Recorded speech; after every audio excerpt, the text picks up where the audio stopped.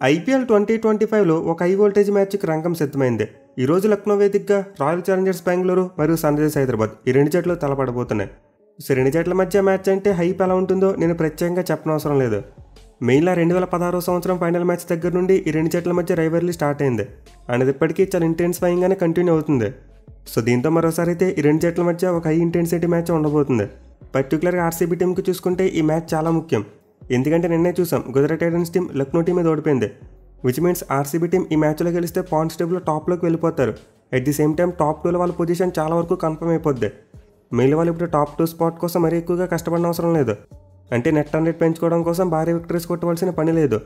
Just వాళ్ళకి మిగిలిన 2 మ్యాచ్లు గెలిస్తే చాలు టాప్ 2 అనేది కన్ఫర్మ్ అయిపోద్ది. వేరే ఎస్ఆర్హెచ్ టీం చూసుకుంటే వాళ్ళు కూడా ఈ మ్యాచ్లో గెలవాలని చూస్తారు. పర్టికులర్గా ఆర్సీబీ టీంకి అగెన్స్ట్గా ఉన్న రైవల్రీ ఖచ్చితంగా గెలవాలని కసిని పెంచుతుంది. అండ్ ఇంకా ఇంట్రెస్టింగ్ థింగ్ ఏంటంటే ఈ మ్యాచ్ ఒక న్యూట్రల్ వెన్యూలో ఆడబోతున్నారు.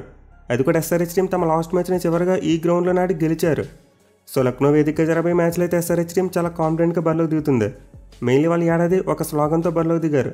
అది కూడా మేము కప్పు కొడతామని కాదు 300 కొడతామని చెప్పి. అయితే ఇప్పటివరకు చూసుకుంటే ఈ సీజన్లో ఎస్ఆర్హెచ్ టీం దాన్ని సాధించలేకపోయారు. దీంతో దాన్ని తమ లాస్ట్ 2 మ్యాచెస్లో అయినా సరే సాధిస్తారా లేదనేది ఇప్పుడు ఇంట్రెస్టింగ్ ఉండబోతుంది. ఎనివే ఈ రెండు జట్ల మధ్య హెడ్ స్టాట్స్ చూసుకుంటే మాత్రం కొంతవరకు నెక్ టు నెక్ ఉన్నాయి. మొత్తం 25 మ్యాచ్లు ఆడితే ఆర్సీబీ టీం 11 మ్యాచ్లో గెలిచారు. ఎస్ఆర్హెచ్ టీం 13 మ్యాచ్లో గెలిచారు. అలాగే లాస్ట్ 6 మ్యాచెస్లో చూసుకున్న ఆర్సీబీ వాళ్ళు 3 గెలిచారు, ఎస్ఆర్హెచ్ వాళ్ళు 3 గెలిచారు. రెండు జట్ల మధ్య ఇప్పుడు కూడా కాంపిటీషన్ నెక్ టు నెక్గానే సాగుతూ వచ్చింది. ఇన్ఫాక్ట్ లాస్ట్ ఇయర్ కూడా చూసాం 2 మ్యాచ్లు జరిగితే ఒక దాంట్లో ఎస్ఆర్హెచ్ వాళ్ళు గెలిచారు, రెండో దాంట్లో ఆర్సీబీ టీం గెలిచింది.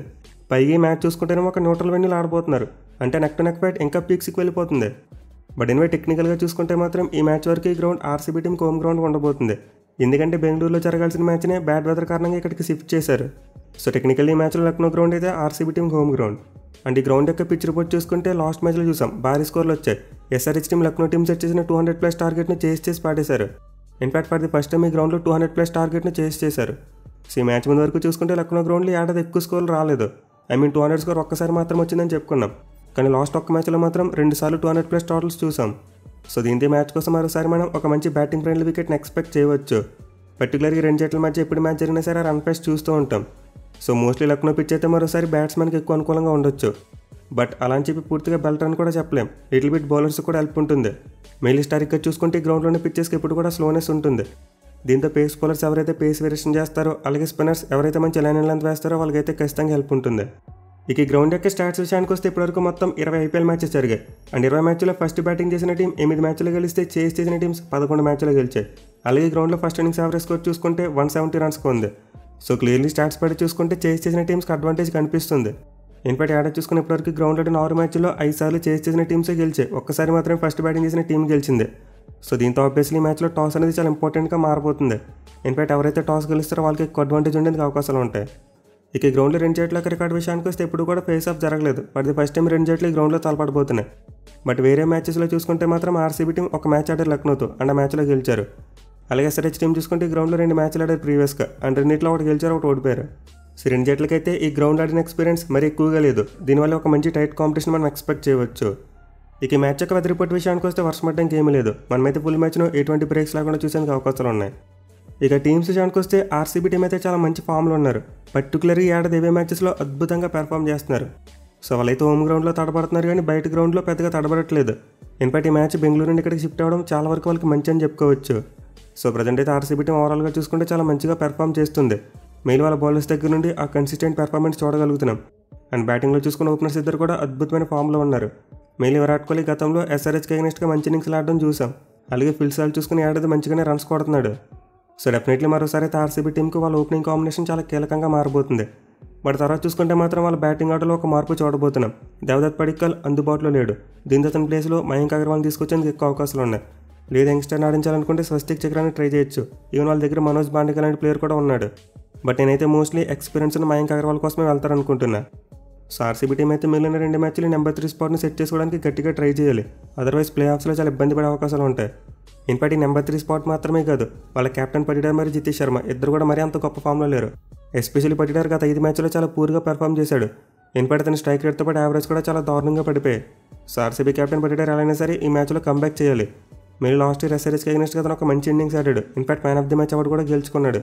దీంతో ఈ మ్యాచ్ ద్వారా పటిడార్ కంబ్యాక్ చేస్తే అది ఆర్సీబీ టీంకి చాలా ప్లస్గా మారుతుంది. అలాగే జితేష్ శర్మ కూడా ఇంకా తన పీక్ ఫామ్తో ఆడట్లేదు, అడపదడప కొడుతున్నాడు అంతే. సో ఆర్సీబీ టీంకి అయితే ఓపెనర్స్ తర్వాత మిగతా 3 స్పాట్స్ విషయంలోనే కొంచెం ప్రాబ్లం ఉంది. బట్ వేరే స్టూవర్ట్స్ అని చూసుకుంటే షెఫర్డ్, టిమ్ డేవిడ్ మరియు కృణాల్ పాండ్యా ముగ్గురు కూడా మంచి ఫామ్లో ఉన్నారు. మెయిలీ టిమ్ డేవిడ్ అయితే ప్రతి మ్యాచ్లో నిలకడగా హిట్టింగ్ చేస్తున్నాడు. దీంతో ఈ మ్యాచ్లో నెంబర్ 3, 4, 5 ఈ ముగ్గురు బ్యాట్స్మెన్ సెట్ అయితే సరిపోద్ది. ఇక బౌలింగ్ విషయానికి వస్తే ఆర్సీబీ బౌలర్స్ ఈ సీజన్లో నిజంగా చాలా నిలకడగా రాణిస్తున్నారు. మెయిల్ ఎక్స్పీరియన్స్ ఉన్న భువనేశ్వర్ కుమార్ ఈ మ్యాచ్లో చాలా కీలకం కాబోతున్నాడు. పైగా ఈ మ్యాచ్ అతను ఓల్డ్ టీంకి అగెనిస్ట్గా ఆడబోతున్నాడు. సో మనం ఆల్రెడీ ఐపీఎల్లో చూసాం, కొంతమంది ప్లేయర్స్ తమ ఓల్డ్ టీమ్స్ మీద చాలా బాగా పెర్ఫామ్ చేశారు. దీంతో ఈ మ్యాచ్లో ఆర్సీబీ టీం భూమి బాగా పెర్ఫామ్ చేస్తాడని చెప్పి ఆశిస్తూ ఉంటారు. అలాగే తనతో పాటు ఎస్టేల్ మరియు లుంగింగిడి వీళ్ళిద్దరు కూడా చాలా కీలకం. మళ్ళీ జాస్ హెదర్వుడ్ లేకపోయినా సిఎస్కే మ్యాచ్లో లుంగింగిడి చాలా బాగా బౌలింగ్ చేశాడు. అలాగే ఎస్టేల్ చూసుకునే సీజన్లో మంచిగానే వేస్తున్నాడు. బట్ ఎన్నో మరోసారి ఆర్సీబీ టీంకి కీలకంగా మారబోయేది వాళ్ళ స్పిన్నర్సే. మెయిలీ కృణాల్ పాండ్యా వికెట్ తీసిన ప్రతిసారి కూడా ఆర్సీబీ టీం ఈ సీజన్లో గెలిచారు. సో అలానే కృణాల్ పాండ్యాకి అయితే లక్నో గ్రౌండ్ ఆడిన ఎక్స్పీరియన్స్ చాలా ఎక్కువగా ఉంది. దీంతో అతనికి తోడు శ్రేయస్ శర్మ కూడా మంచిగా వేస్తే వాళ్ళు స్పిన్ బౌలింగ్ మరోసారి ఫైర్ అయ్యేందుకు అవకాశాలు ఉంటాయి. ఇక టీంలో మార్పుల విషయానికి వస్తే ముందు చెప్పినట్టు ఒకే ఒక మార్పు జరగచ్చు. పడిక్కల్ ప్లేస్లో మయాంక్ అగర్వాల్ ప్లేయింగ్ లెవెన్లోకి వస్తాడు. లేదు ఏదైనా క్రేజీగా మార్పు చేద్దామనుకుంటే మయాంక్ అగర్వాల్ ప్లేస్లో బెత్తల్ని ఆడిస్తారు. అండ్ దెన్ లుంగింగిడి ప్లేస్లో రసిక్ సలాం ఆడించే ఛాన్స్ కూడా ఉంటుంది. బట్ నేనైతే మోస్ట్ లైక్ ఆర్సీబీ టీం ఒక్క మార్పే చేస్తారనుకుంటున్నా. ఇక ఎస్ఆర్హెచ్ టీం విషయానికి వస్తే ఈ సీజన్లో ఎక్కువ మ్యాచ్లు గెలవలేదు. బట్ గెలిచిన 4 మ్యాచ్లు కూడా రికార్డు క్రియేట్ చేశారు. సో ఎస్ఆర్హెచ్ టీం అయితే ఒక డేంజరస్ హ్యాబిట్ని అలవాటు చేసుకున్నారు. వాళ్ళు మ్యాచ్ గెలిచినప్పుడు ఏదో సాదాసీదాగా గెలవట్లేదు, ఒక హిస్టారిక్ విన్లా మార్చుకుంటున్నారు. మీరు లాస్ట్ మ్యాచ్లో వాళ్ళ బ్యాట్స్మెన్ దగ్గర నుండి ఒక కలెక్టివ్ పెర్ఫార్మెన్స్ చూసాం. అదే అంత ముందు మ్యాచ్లో చూసుకుంటే మాత్రం ఇలాంటిది మిస్ అయింది. సో ప్రజెంట్ ఎస్ఆర్హెచ్ బ్యాట్స్మెన్ మీద అయితే ఎలాంటి ప్రెజర్ లేదు. దీనివల్ల లాస్ట్ మ్యాచ్లో ఫ్రీగా ఆడారు. అండ్ ఈ మ్యాచ్లో కూడా విజృంభించేందుకు ఎక్కువ అవకాశాలు కనిపిస్తున్నాయి. మెయిలీ మ్యాచ్లో వాళ్ళకి మరింత బలాన్ని చేకూర్చే విషయం ట్రావిస్ హెడ్ ఈస్ బ్యాక్. సిడితిరిగి అభిషేక్ శర్మ చాలా మంచి ఫామ్లో ఉన్నాడు. అండ్ ట్రావిస్ హెడ్ చూసుకున్న లాస్ట్ ఇయర్ ఆర్సీబీ టీం మీద మంచిగా పెర్ఫామ్ చేశాడు. దీంతో మరోసారి ఎస్ఆర్హెచ్ ఓపెనర్స్ దగ్గర నుండి మనం ఫైర్ వర్క్స్ ఎక్స్పెక్ట్ చేయవచ్చు. అండ్ ఆల్సో మిడిల్ ఆర్డర్లో చూసుకున్న క్లాసన్కు ఆర్సీబీకి అగెనిస్ట్గా చాలా మంచి రికార్డు ఉంది. So last match performance base చేసి చూసుకుంటే ఎస్ఆర్హెచ్ బ్యాట్స్మెన్ దగ్గర నుండి ఈ మ్యాచ్లో మనం అయితే ఫైర్ వర్క్స్ ఎక్స్పెక్ట్ చేయవచ్చు. ఇక బౌలింగ్ విషయానికి వస్తే ఎస్ఆర్హెచ్ బౌలింగ్లో కూడా మార్పు వచ్చింది. గత 2 మ్యాచ్లో కొంతవరకు మంచిగానే వేశారు. పర్టికులర్గా డీసీకి అగెనిస్ట్కి అయితే అద్భుతంగా బౌలింగ్ చేశారు. అయితే లాస్ట్ మ్యాచ్లో మాత్రం కొంతవరకు రన్స్కి వెళ్ళడం చూసాం. బట్ స్టిల్ మిడిల్ ఓవర్స్లో బ్రిలియంట్ కంబ్యాక్ చేశారు. బట్ ఎన్ని మ్యాచ్లో అయితే ఎస్ఆర్హెచ్ బౌలింగ్ మరింత బలపడబోతుంది. లాస్ట్ మ్యాచ్ మిస్ అయిన జయదేవ్ ఉనద్కట్ ఈ మ్యాచ్కి అందుబాటులోకి వచ్చేసాడు. దీంతో ఈ మ్యాచ్లో పవర్ ప్లే ఎస్ఆర్హెచ్ టీం యొక్క బౌలింగ్ ఇంకా స్ట్రెంత్ పరగబోతుంది. సిడితిరిగి ప్యాట్ కమిన్స్ మరియు ఈశాన్ మలింగా మంచి ఫామ్లో ఉన్నారు. అలాగే హర్షల్ పటేల్ కూడా చాలా వరకు నిలకడగా బౌలింగ్ చేస్తున్నాడు. దీంతో ఈ మ్యాచ్లో ఎస్ఆర్హెచ్ పేస్ బౌలర్స్ అందరూ కలిసికట్టుగా రాణిస్తే ఆర్సీబీ టీం ఆపేయచ్చు. కానీ స్పిన్ బౌలింగ్ విషయానికి వస్తే మాత్రం కొన్ని సమస్యలు ఉన్నాయి. పర్టికులర్గా ఈ మ్యాచ్లో వాళ్ళకి ఆప్షన్స్ తగ్గిపోవచ్చు. ఎందుకంటే లాస్ట్ మ్యాచ్లోనే నర్స్ దుబే ప్లేస్లో జయదేవ్ ఉనద్కట్ వస్తాడు. అలాగే కమిండి మెండిస్కి ఇంజరీ అయింది కాబట్టి అతను పక్కకు వెళ్ళిపోయి ట్రావిస్ హెడ్ వస్తాడు. దీంతో ఎస్ఆర్హెచ్ టీంకి మ్యాచ్లో 2 స్పిన్ బౌలింగ్ ఆప్షన్స్ కట్ అయిపోతాయి. బట్ ఎన్నో పిచ్ బ్యాటింగ్ ఫ్రెండ్లీగా ఉంటే చాలా వరకు పేస్ బౌలర్స్తో మేనేజ్ చేయొచ్చు. In fact SRH team spin friendly wicket మీద కూడా 4 స్పేసర్స్తో వెళ్ళారు. సో ఈ మ్యాచ్ కోసం అయితే మోస్ట్లీ ఎస్ఆర్హెచ్ టీంలో 2 మార్పులు జరిగే ఛాన్స్ ఉంది.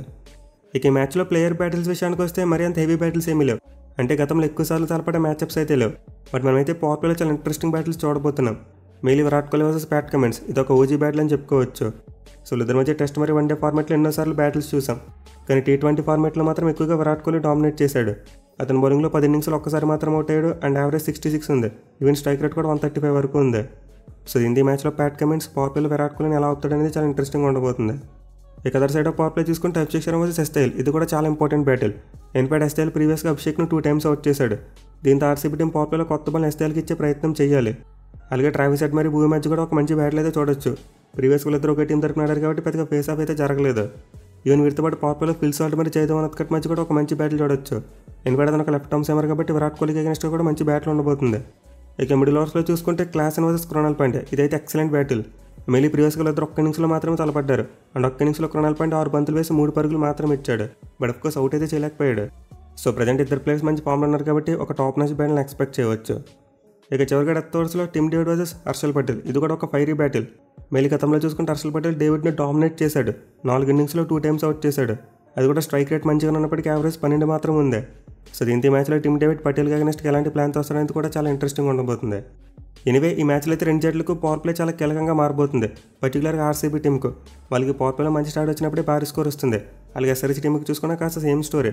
వాళ్ళకి ఓపెనర్స్ ఎవరో ఒకరు మంచి స్టార్ట్ ఇవ్వాలి. అదర్వైజ్ ఆ టీం కూడా భారీ స్కోర్ కొట్టలేకపోతుంది. సో దీంతో ఈ మ్యాచ్లో 2 జట్లకి పవర్ ప్లే అనేది చాలా క్రూషియల్ అని చెప్పుకోవచ్చు. ఇన్ఫాక్ట్ ఏ టీం అయితే పవర్ ప్లేలో బాగా డామినేట్ చేస్తారో వాళ్ళే మ్యాచ్ గెలిచే అవకాశాలు ఉంటాయి. మరి మీరు ఏ టీం గెలిచింది అనుకుంటున్నారు కింద కామెంట్ చేయండి. Thank you for watching. Have a nice day.